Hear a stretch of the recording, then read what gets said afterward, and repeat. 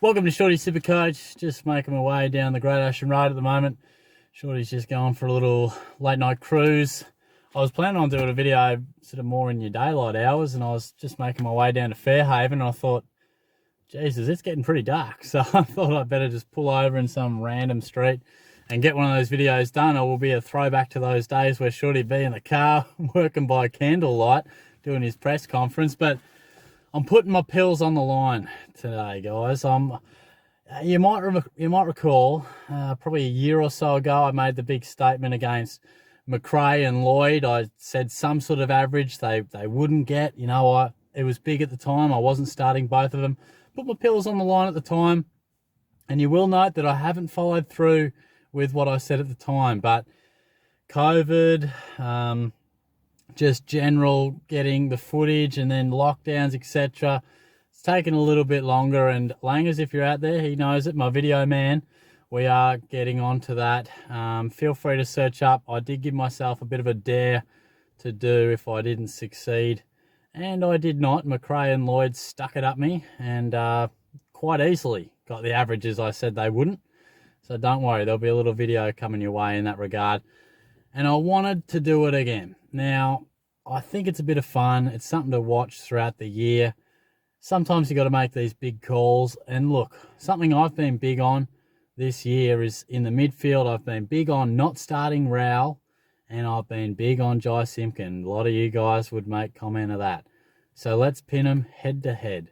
To be honest, I think Simpkin will outscore him in terms of average by probably at least 5 points per game. But let's just pin them head to head, because at the moment, 53% of sides have Rowell. He's at 495, and at 499k in just 4% of sides is Simpkin. So there it is. That's my deal this year. I've been there before, sort of put me pills on the line and it's gone under. So let's say again, let's just say head to head for the year. I think most of you out there probably think Rowell is going to average more. That's what the stats sort of say. I'm backing in Simpkin to definitely outscore Matty Rowell.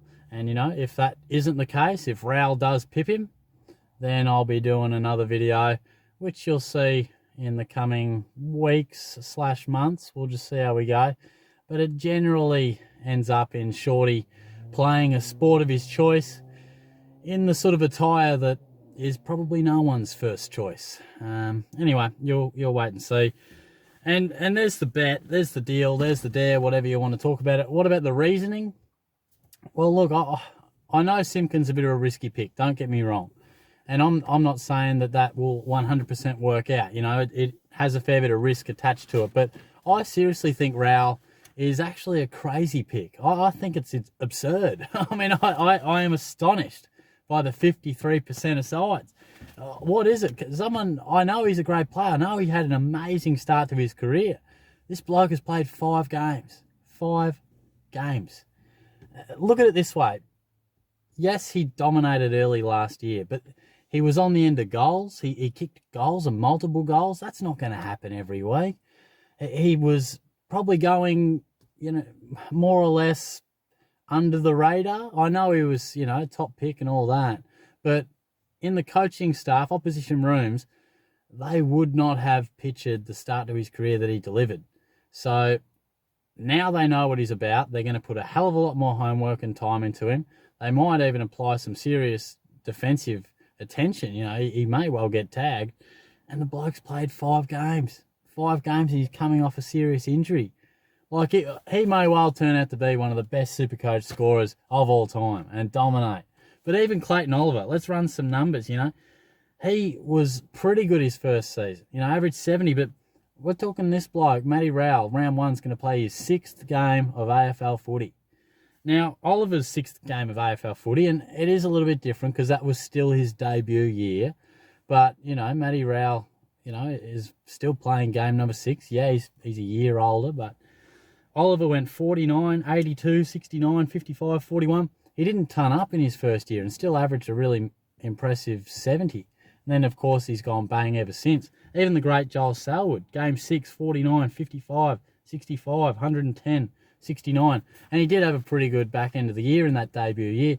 But they are some of the guys who have burst onto the scene. and they have still found it difficult in their first 10 to 15 games.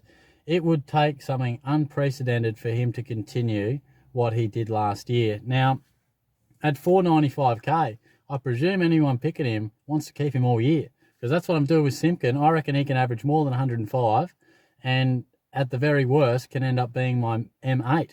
Now, if you think Rowell can average more than 105, oh, credit to you. Credit to you. I just think it would be asking an enormous feat for such a young man who's going to get a hell of a lot more attention from the opposition. And it's almost unheard of. But maybe Matty Rowell is an unheard of type of player. It could just come right back in my face. I could be made to look absolutely stupid here, but I think Simpkin is ready to go, ready to explode. He's been plying his trade, mini breakout last year, and I'm loving the look of him in everything I read and see through the pre-season. He's a class act, a very talented player, not just with the basics, but he's got a sidestep. He's got composure through the stoppage that not everyone has. So, look, I'm not just saying it to be different. I'm not just trying to, say something controversial. I really am astounded by the Rowell selection. I just think, I don't know if we're being just seduced by the social media and the love and the fanfare that every supporter has for him. Don't get me wrong, I love him. I was shattered when he went down because we didn't get to see a star continue to rise. But in terms of starting him, no thank you. No thank you. But look, there's Shorty's rant. Anyway, I'm going to continue my drive and just switch off and park some random spot and just look out to the water. So that's how you want to spend your Tuesday night. Go for it. So that should be a bit of fun. I'll be back with a few more videos. I'll probably do another ramble. I think they've been good. Probably just 30, 40 minutes of just podcast sort of stuff. So I've liked doing those. I'll try and do one of them tonight. And got another video scheduled for Wednesday, but that would have already been up by the time this one's up. So, yeah, but let me know what you think. If you think I'm absolutely crazy with Simpkin, if you think I'm crazy in terms of knocking Rowell's value and importance in the game, let me know. And mention below, what do you reckon Rowell's going to average? What would you like him to average if you're starting him? So I'd really love to hear. But that's all for today. It's getting pretty dark, and I'm just in some dingy sort of dirt road, so I better get rolling. But I'll catch you soon. Cheers.